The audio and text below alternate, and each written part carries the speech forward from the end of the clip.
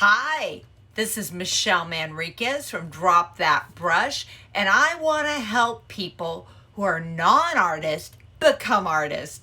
Like, subscribe, and ring that bell. We're in Color Hub. We're checking out another color. I think about it.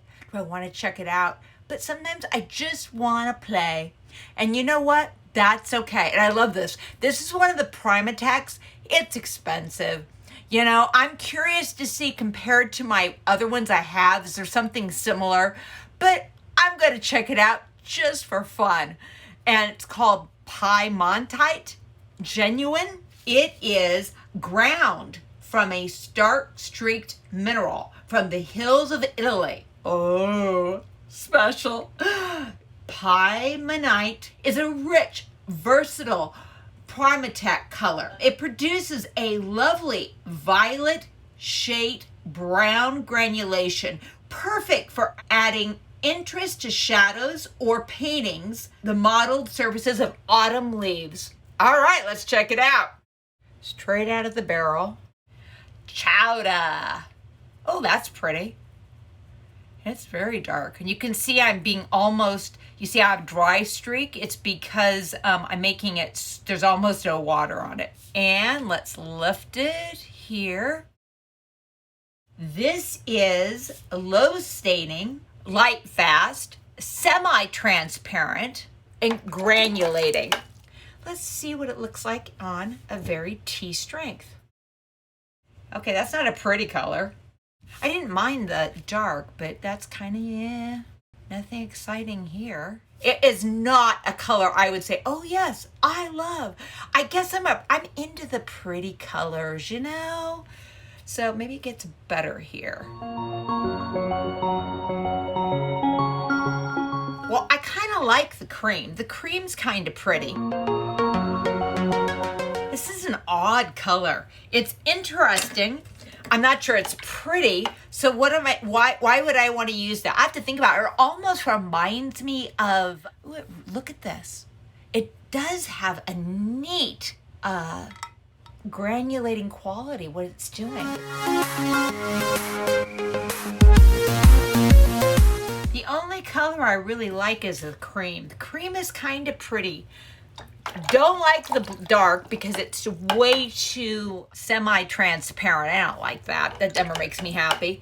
And it's a weird color. Never seen anything like it. So what color should we mix? You know, this is half of the fun too. I only have one light yellow. And I just really love this. And I think it's just the most brightest, prettiest color. A lot prettier than that. Ooh, I just want to see, I want to make sure you can see it. Do you see that? Oh, that is so pretty. That is so pretty. You know, yeah, sometimes all I want to do is just paint the palette. All right. Okay, kind of knew that was going to happen. Let's try it the other way. Yeah, it's not bad. It's okay. Anything with texture. Tree bark. Tree bark. This would look really good with tree bark. Oh my. Yeah, that would do. That would be nice things for tree bark. It's not per se pretty, but it's an interesting color.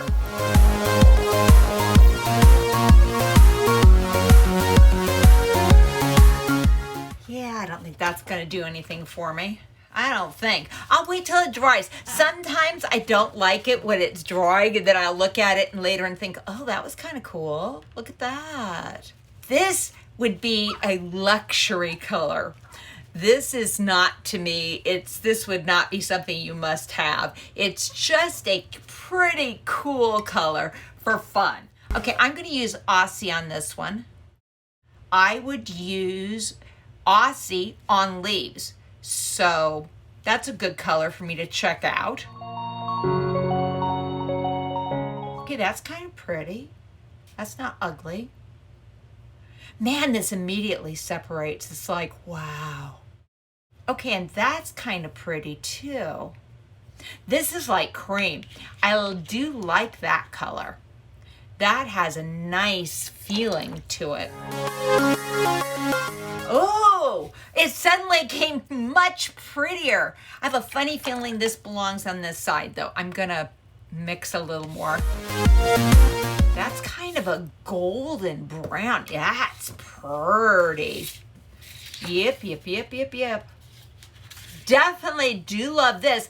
Ugly color, but the minute you put any of the oranges in it, oh, this is really pretty. All right.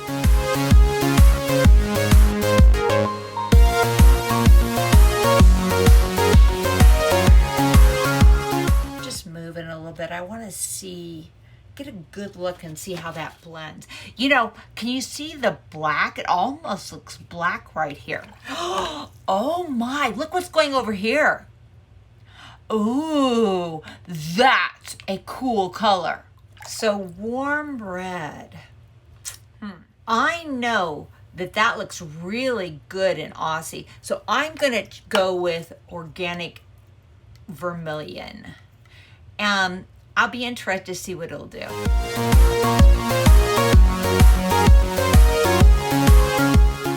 All right, for me, what I'm seeing that I think I like is the fact that it is extremely granulating, and it really makes it into a spectacular. That is a warm, interesting brown. Oh, did you guys catch that?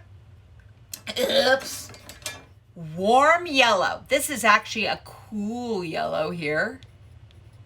And this one is warm. Sorry about that. This is definitely one that you have to put it on and then let it dry and see what you get. See here, this really separated. Here it didn't as much, but we'll see. I'm curious what it'll look like over here because it can be totally different just using on paper. This is one that really doesn't look good with anything until it mixes. Wasn't that interesting? Add a little water. I just want to make sure it moves around. I may get a blossom. It's okay. Blossoms are good. I like blossoms.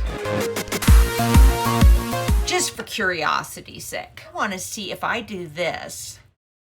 I just want to see what it does. Cool red. Now I'm trying to think. What do you think we should try? Something different. How about we go with lilac?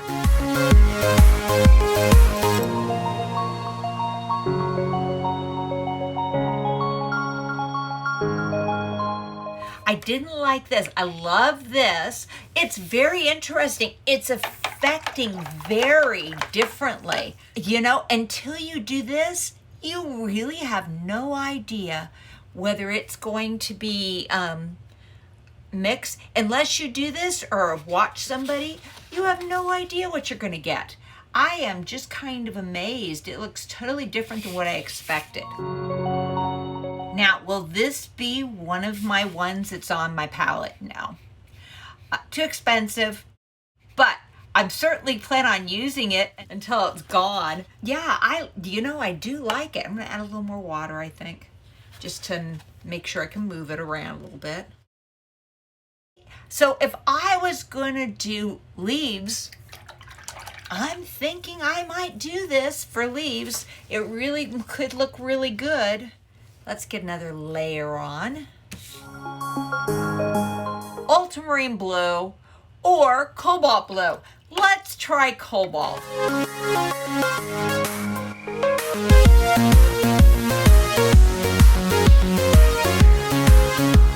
It's gray, and a very interesting gray. All right, let's check this out. Oh, that's a very pretty gray. Really reminds me of leather. If you're going to do leather, this is so the color you need. And you can see it turns into this very beautiful gray. Look at that gray. That gray is beautiful. If you want a background with these two colors and just mix them and let them do their thing. Another thing that might be good would be a cat. I know that sounds weird, but I can see a cat being in these colors and they would do nice things. I think this time I'm gonna go with, and that's granulating too. So let's see what we get. It's not a dark color, but I want to see how that mixes. And so I'm not gonna do it cream. I'm gonna keep it more like tea-like. Another pretty gray. Oh, I can get a black with that. Check that. Let's see what that looks like. Okay, it has pretty grays too.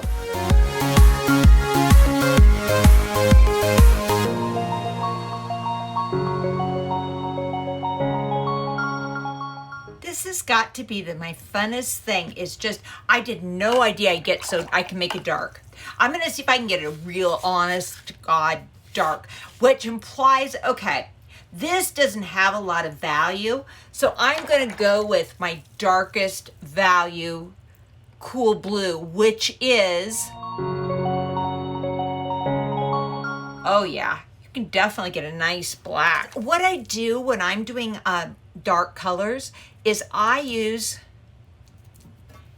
do it here, and then I grab this, let me get it really good, thick, and I just kind of move it around, and I just want to see what it look like. You know, I'm looking for, if I wanted to do a dark background, what would that look like? And I'm just gonna leave it dry and we're gonna see what's gonna go on. Let's do one more glaze, because it does glaze. I just don't think it's a pretty color. I really don't think it's a pretty color. But could I say it's a very interesting color? I had fun. And when it gets right about here, about cream, I do think it's a prettier color. Okay, so what I did is I got water, I squeezed it. Bad, it's still staining, but you can come pretty close to white. What do you think?